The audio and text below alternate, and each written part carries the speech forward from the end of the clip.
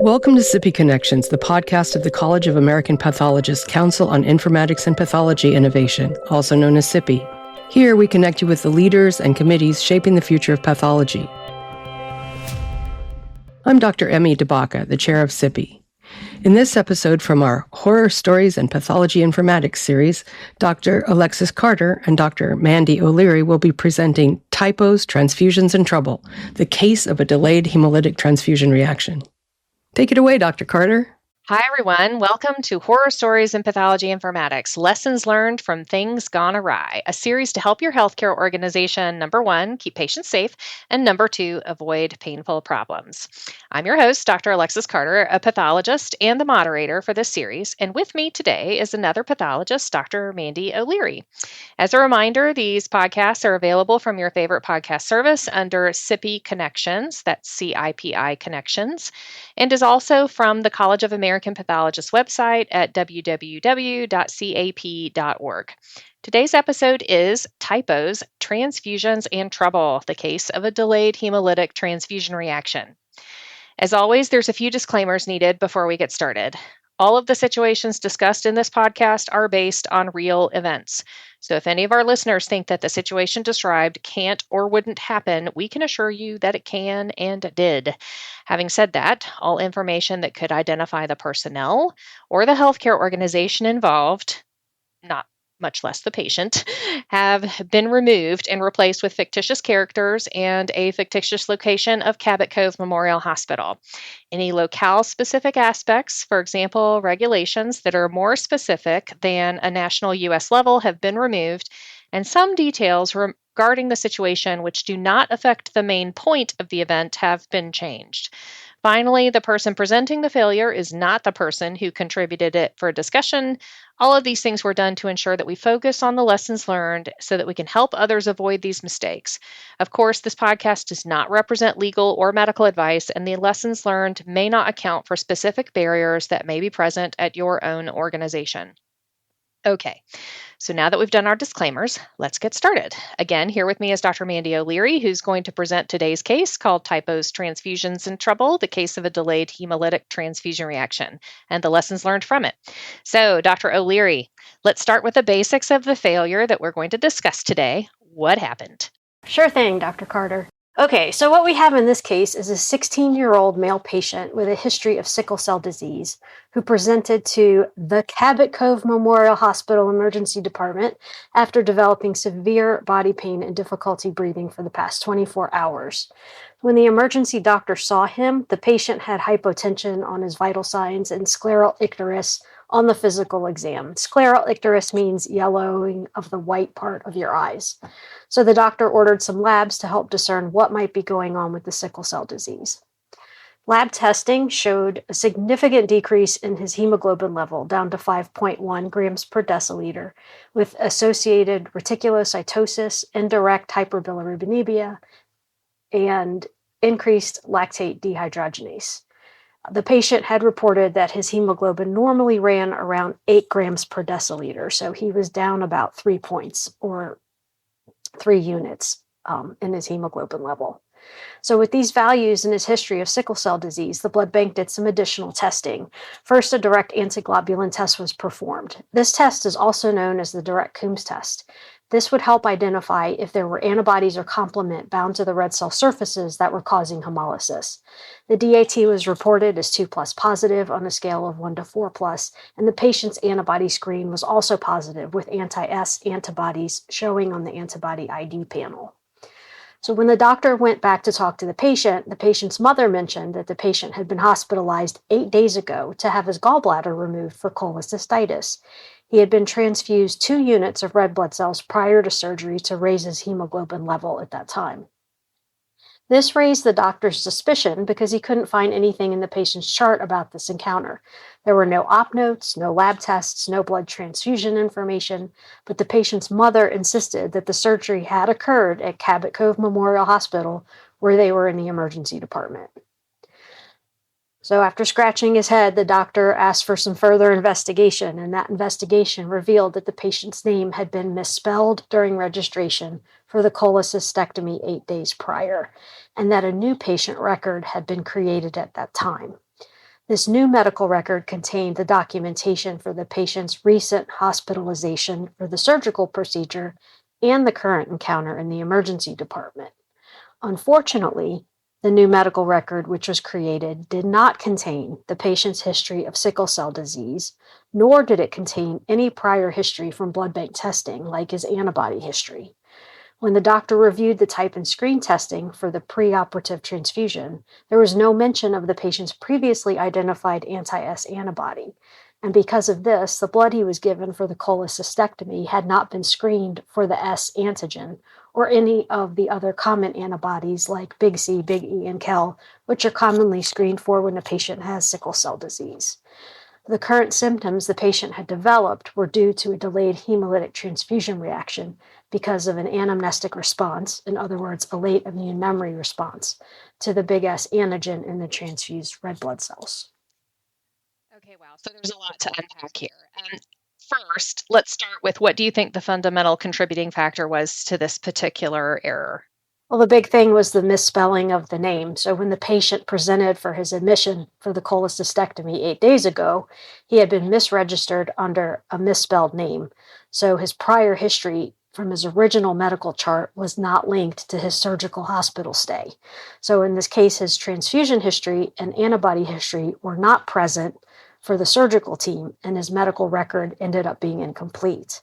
So with the misspelling of his name, the laboratory didn't have access to the patient's prior transfusion history or historical type and screen results, and therefore had to rely on a current type and screen to guide blood product selection. And certain antibodies, such as anti-Big S, can wax and wane in intensity over time, and they may not be detected on the type and screen depending on the timing and nature of the sensitization event. So despite potentially eluding detection by conventional type and screen, the S antigen, which is an IgG antibody, can induce a rapid and vigorous immune response in the patient upon re-encountering the antigen characteristic of IgG antibodies. The result can be, as in this case, a delayed hemolytic reaction. Okay, so with regard to this issue, it sounds like this could have been completely avoided had the patient been properly registered, right? Completely avoided. Yeah, so that's the difficulty in this case. So what do you think could have been done? You know, patient registration can be a difficult thing, right? Registrars are dealing with a bunch of patients, some of whom may have the same names or difficult to spell names. What do you think could have been done to help avoid or mitigate this issue? So accurate and unique patient identification in the care continuum is the cornerstone of patient care and safety, just like you were referring to. As positive patient identification is essential to ensuring that the right patient receives the right care, we have to match clinical records for the correct patient, and that is core to ensuring safe, high-quality patient care. Ways to do this, use of technology such as touchscreen tablets or patient registration kiosks that allow patients to verify their identity, update their personal information. These things actually reduce data entry errors. And then issues with incomplete or inaccessible patient history can also happen if there's a system downtime or if there's an implementation of a new piece of the lab system or the blood bank management system if the previous data isn't converted to the new system prior to go live. So in those cases, the laboratory has to have a dedicated downtime computer where they can access historical patient transfusion records during system outages or connectivity issues. Now, with all the cyber attacks and ransomware events that have been becoming more prevalent in healthcare, this is especially critical. An implementation of a new LIS or blood bank system must include a strategy for migrating patients' historical records and preserving access following the sunsetting of those legacy systems. Okay. So we've talked about the main problem or main error, but there's always, there's the main contributor to an error, and then there's always secondary and sometimes even tertiary factors that can contribute. These can include, just inhibited communication, poor relationships, silos between groups. There can be infrastructural issues. So what kinds of secondary and tertiary issues do you think may have contributed to this particular error? In this case, there could have been delay in merging the patient records following the patient's surgical hospitalization from 8 days ago. which hindered the investigation into the cause for the patient's transfusion reaction for delayed hemolytic anemia. Okay, so what do you think could have been done to prevent this delay in merging the patient's duplicate record? A lot of institutions actually have policies, Dr. Carter, against merging patient records while the patient's currently hospitalized and receiving care, so that issues are avoided with ordering and resulting of imaging and lab tests. When you merge records, mistakes can be made, and hospitals want to make sure they're merging the appropriate records with the appropriate patient and that patient's results. If there's any overlap in the two records or same or similar numbers identifying certain information, that can also lead to problems with merging, and you won't necessarily know right away that a mistake's been made. So it's better to do that when the patient isn't in the hospital receiving care. There should, however, be an institutional policy for timely merging of duplicate records within an acceptable time frame, and this generally is out of laboratories' purview. Leaders within the laboratory should have awareness of the policy, but they may not always have input into the exact timing as it happens. Right. And merging of patient records becomes even more important when you're talking about blood bank history, right? Because, knowing that the patient, for example, has had a prior bone marrow transplant or has leukemia or some of these other things is important because you're going to make different decisions about what products get made available to those patients. For example, they're going to need to be irradiated, right, before the patient can get them. So let's talk first about the importance of registration. Patient registration errors do happen when patients get registered. It is rare, but it does happen. And when it happens, then you have missing history. You've got data that's missing. And in this case, because this patient's anti-S antibody was not on record for the blood bank, and his sickle cell history was not on record, because as you stated, sickle cell patients often have special units selected for them to prevent them from developing unnecessary antibodies, right? Because they get a lot of transfusions. Um, you know, what what do you think that patients can do to protect themselves in addition to, sort of tablets and other things? I know that when I've gotten registered for the hospital myself, they ask me to look at my armband, and to make sure that everything is correct. What else do you think patients might be able to do to help protect themselves? So, right, like they can look at their armband. I don't know about you, but when I go even just to a regular doctor's appointment these days, every single person I encounter on the staff, so every person that I encounter on the staff asks me, what's my name and date of birth? And I may answer that 5 or 6 times or even more times when I end up going to an appointment, and it gets a little repetitive, but I promise you they are doing that for patient safety reasons. Right. So they want to make sure they have the right patient that they're seeing and doing whatever procedure on. Other things they do are in surgeries or other procedures, they do timeouts where they take a pause and the medical staff make sure that they have identified the correct person, their date of birth, any other pertinent information, including the actual procedure they may be doing to that person. Because that's important if someone's going into surgery, for example, and they put them under anesthesia and you as the patient aren't able to answer because you've been knocked out, right? Yeah. So that's something. For blood specifically, what I advise people to do, especially on the blood center side, anytime you donate blood, the blood centers actually are testing you for your blood type and whether or not you do have antibodies present. And they usually tell you if you do have antibodies. And I always, as a medical director of the blood center, would advise patients to get a medical alert bracelet that they could wear. For example, if you had diabetes, you might wear that, or another disease. But to put that you have blood bank or that you have blood antibodies on your medical alert bracelet, because if you get in a car accident or something and you're taken to the hospital, you may or may not be conscious, and you may or may not be able to answer people when they're asking you questions in the medical setting. So that's always important. If you don't have a medical alert bracelet, some people put the information on cards in their wallets, but all of those are different options that can be pursued. Yeah, I agree. That's totally important. Other things, like if we have patients listening to the podcast, I would say, like, when they show you your armband or your label or whatever, make sure your name is correctly spelled. And it's not okay for it to be misspelled, right? You need to insist that they get it right. Another thing that I have a tendency to do is, like, I insist that people label the lab tubes they're drawing from me before they leave the room. And I check the labels to make sure that it's mine because, you and I are both pathologists. We understand that there are labeling errors that happen, not, they do happen. And one of the patients can be their own best advocates when it comes to that. And while people may be like, I'm going to label it correctly, well, that's great. I still want to see it. So Yeah, I don't think, though, most people are going to actually remember to have them label, but definitely you and I would do that. I know we would do that. So I would advocate for any patient to do that because you need to be sure that it's your stuff that's going through. Because, as you said at the beginning of this podcast, if your identification is not correct in our system, nothing else that we do is going to be right. Right? correct. Nothing And else. the other thing, too, is I advise people to ask questions.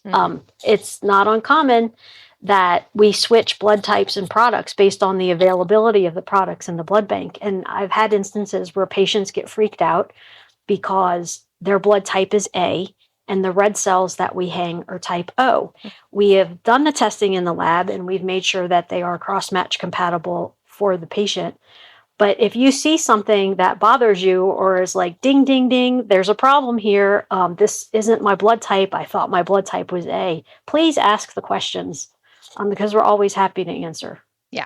And you never know when you might be able to pick something up that way.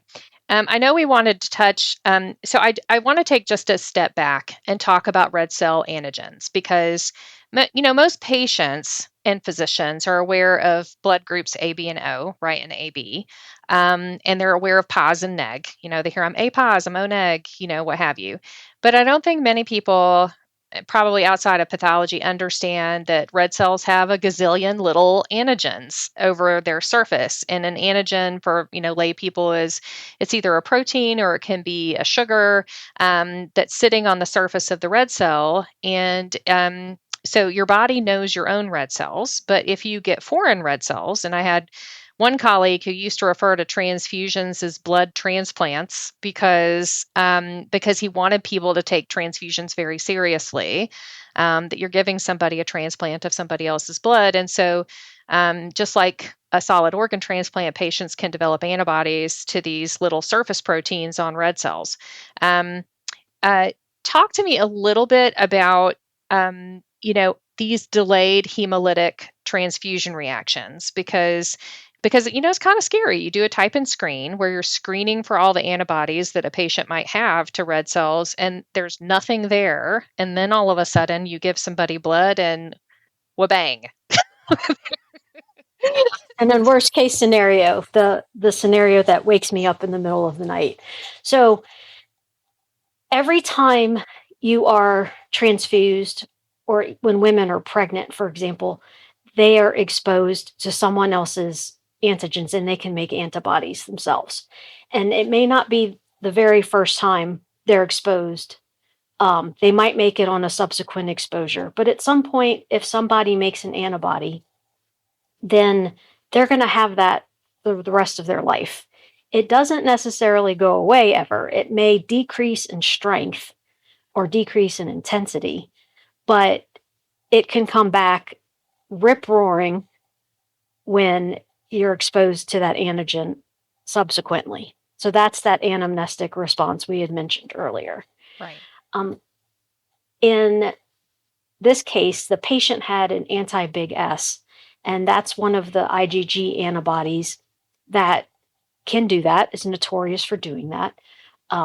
So when the patient had the screen and they were getting the cholecystectomy, the antibody was so weak it didn't show up on the blood bank testing. But subsequently, when the patient was transfused on that admission, he got re-exposed to that, and his antibody came back, like I said, rip-roaring, ready to go and fight the antigen.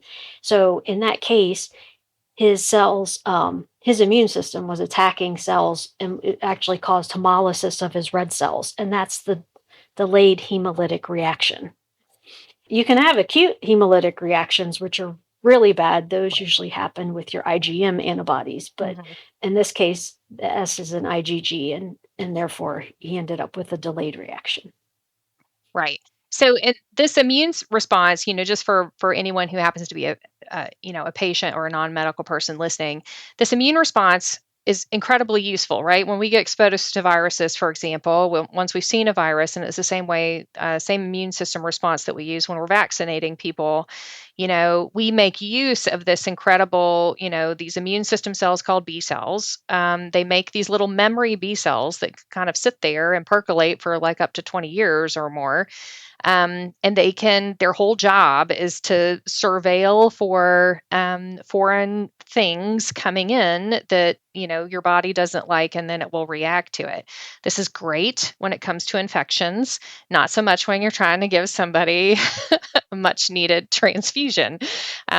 So it is all the same thing. And it's kind of, it's interesting. It's interesting how we do that. As an informaticist, I work with, I'm not a blood banker myself, unlike you, but I work with blood banks just because of, identifying patients, making sure that we have the blood type history on file. So, it's interesting because in blood bank is really the only place that actually will get a sample on a patient and will test that sample and compare it to the blood type they had on any prior samples from the patient, right? Because they're looking for a mismatch. They're looking for the potential that somebody may have incorrectly labeled a sample. There's huge safety measures that we put into place for that. So not having, in this particular case, that blood bank history, could have been problematic, not just from not having the anti-S history, but what if they had gotten the wrong sample entirely, right? And it was a different blood type. That's where you can get your acute hemolytic transfusion reactions if you have an ABO incompatible transfusion. Yeah. Yeah, and those thankfully happen very rarely because of the processes that we put in place for patient safety. Especially on the blood bank side. And we are actually required to do 2 types before we give a patient a specific blood type. For that reason, we want to make sure that we're giving the right blood to the right person, because if we do give the wrong blood, it can cause serious harm up to and including death, unfortunately. Right. And it's not just 2 separate samples, right? They have to be collected on 2, like at least 15 minutes from each other. You have to have 2 different nurses who are checking the patient's armband against the blood sample and signing it. Even when we do electronic positive patient ID, you have to have 2 nurses in most cases, although there are some systems that will allow you to do one. I think the AABB will let you do one in some cases, but yeah, there's a lot of safety mechanisms that we put in place, because doing an ABO incompatible transfusion, there's a pretty high mortality rate associated with that, right? If you give somebody, for example, like I'm type O, so if somebody gives me A by mistake, then what's the risk that I'm not going to make it out of that? It's a pretty high risk because you've got antibodies against A. Mm-hmm. When I'm born. Yeah. Right. From birth. So, yeah. It's not a case of exactly. exposure in that case. Yeah. Right. And there's about 25 clinically significant antibodies besides ABO, in addition to that S that we were talking about, that we watch out for. And it's an issue also when people become pregnant. It's actually a big reason of people having miscarriages because of antibodies that they have. Right. Yeah. So we did want to talk a little bit about, there are some national efforts looking at, because in this particular case, the patient showed up, had a history at this hospital, showed up to have the same hospital to have surgery, then showed up, in the emergency department afterward when they weren't feeling so good because they were having this delayed hemolytic transfusion reaction. And just, for people on the call, on the podcast, a delayed hemolytic transfusion reaction, my memory serves that it usually is defined by occurring 7 to 10 days after the transfusion. Is that correct? Yeah, it could be as soon as 2 to 3 days, depending on the strength of the antibody, but up to 2 weeks or so after. Right. Whereas an acute hemolytic transfusion reaction is immediate, correct? Or pretty immediate. It's yes, pretty immediate or within hours. Right. Okay. So, but there is so this patient was all at the same organization, right? So the blood bank antibody history, blood bank, history file was all at that one organization. Only in this case, because of the registration issues, it wasn't accessible. However, we have patients go all over the place, right? I mean, patients, I know, like in the city where I live, there's multiple major medical systems. They don't share information between each other. And so there have been efforts, because blood bank antibody history can be so important because of the reactions that patients can have. There are some national efforts to try to get a centralized repository of patient antibody history. You want to talk about that a little bit? Sure. So this has been going on for 10 plus years, but there was a group of actually our colleagues, Dr. Carter, who were working on this project a long time ago, and they've made a lot of headway on it. It was called alloantibody.org, or is called alloantibody.org. They don't know we're mentioning them in this podcast, and CAP is not endorsing this by any means, but they have made this national effort to make patient antibody information available across multiple regions or hospitals. So some of our electronic medical records allow us, like if my hospital and your hospital are on the same electronic record, we might be able to see each other's patient information if the patient's gone to both hospitals. But not every hospital has the same electronic record. Information may vary from place to place, and the blood centers might have information that isn't shared with the hospitals either. So these national registries are these big repositories where everyone can upload their data. And we're not saying that you would have to use or trust the result in there, but if I had a patient who was first-time patient to my facility and I was able to look in the registry and they had found antibodies on the patient before, and I saw that those antibodies could be clinically significant as they could cause a hemolytic reaction of some sort, then I could honor that antibody, or I can make sure I do additional testing in my laboratory to see if that antibody exists, just so that I'm not giving the patient blood that's positive for that antigen, because that's what would cause the patient issues. Right. So it's a safety measure to have that, especially, like you said, in the city you're in the cities where I've been and worked, there are multiple hospitals, and patients may go to multiple hospitals depending on which one's closest to them at the time they're having an incident, especially if they're a sickle cell patient in crisis and they're in pain. They need to get to somewhere fast to get care. So they're going to go to whatever's closest. And that hospital they go to might not be the same one that they normally go to and may not have all their information. So that's where this becomes very important.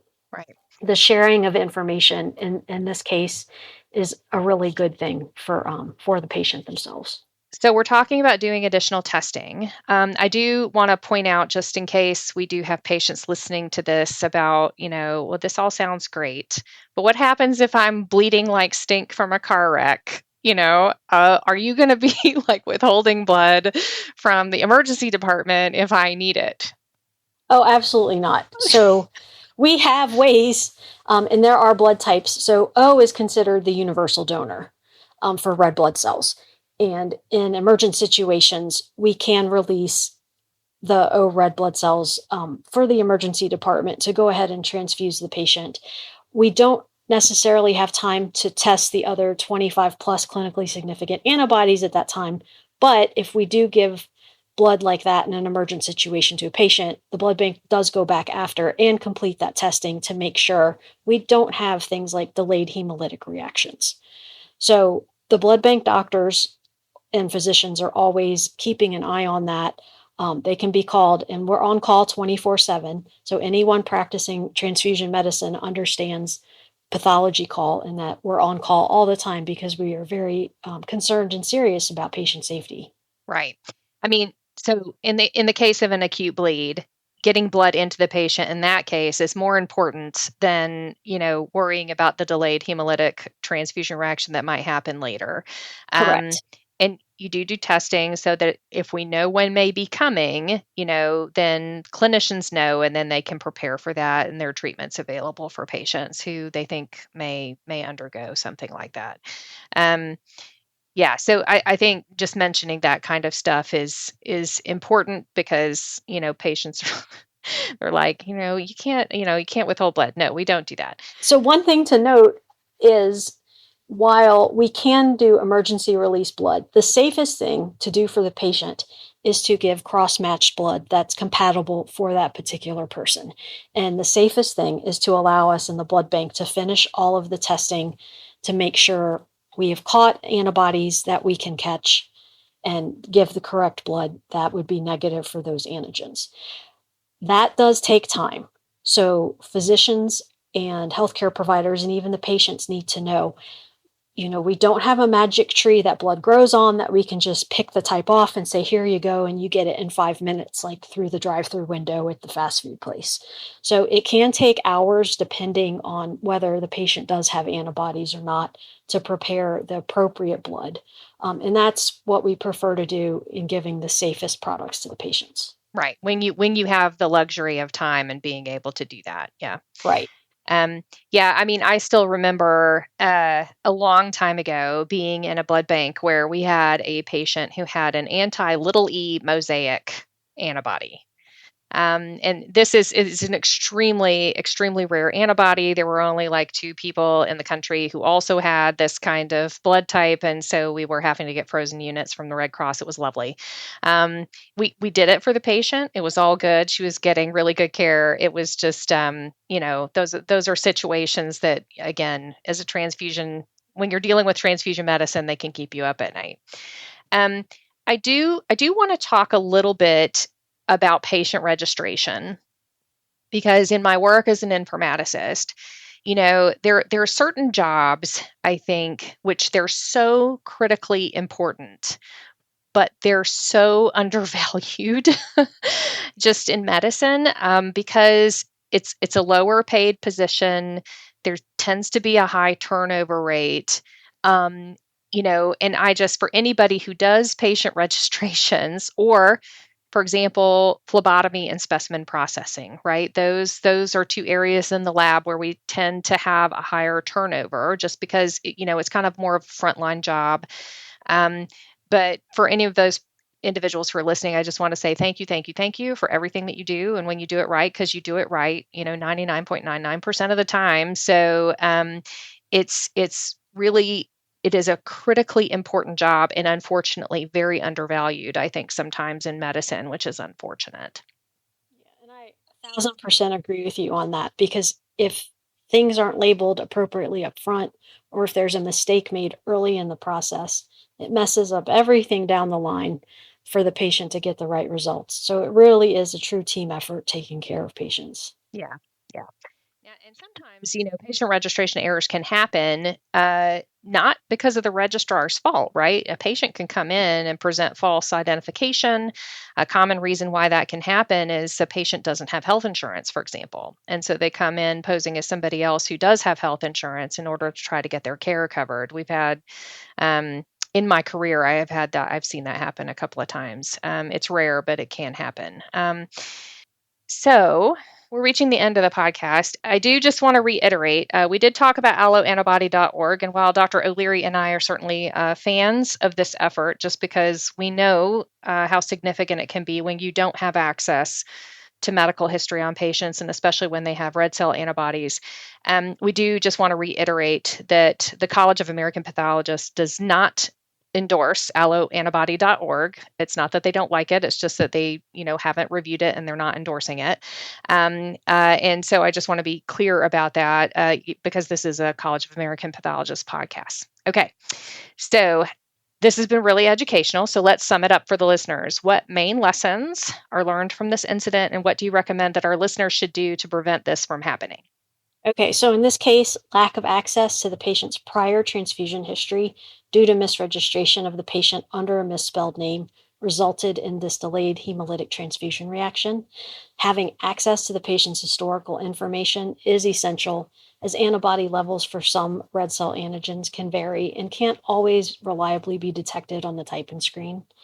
So technological solutions such as touchscreen tablets, patient registration kiosks, and even non-tech solutions like the patient medic bracelet I mentioned can help make sure that we've got the correct information on patients for registration and correct medical information in emergency situations. And lastly, labs must have strategies in place for access to their historical patient information during downtimes and following implementations of new systems for LIS or blood bank. Right. And in as much as possible, patients also need to advocate for themselves. Perfect. The spelling of your name matters. Yes, it matters does. a lot. Okay, great. So thanks so much, Dr. O'Leary, for presenting today. For our listeners, we hope that you have found this podcast on typos, transfusions, and trouble, the case of a delayed hemolytic transfusion reaction, helpful. This podcast was produced by the College of American Pathologists, and the content was produced by the College of American Pathologists Informatics Committee. The Informatics Committee always welcomes questions about the podcast, as well as suggestions for future podcasts. If you would like to contribute an issue that happened to you, and for instructions on how to anonymously contribute an educational issue and its lessons learned, please contact the committee at the email address listed in the show notes. Please do not send specifics on this issue to this email address, like the patient's information. Please don't do that. We thank you so much for listening, and we look forward to sharing our next podcast with you soon. Bye-bye. Thank you, Dr. Carter and Dr. O'Leary, for sharing this case and the lessons you learned from things gone awry. Thank you, listeners, for being here. Please stay tuned for future horror stories in pathology informatics, and join us again for insights, updates, and the people behind the innovation. This has been SIPI Connections, where ideas meet action in pathology.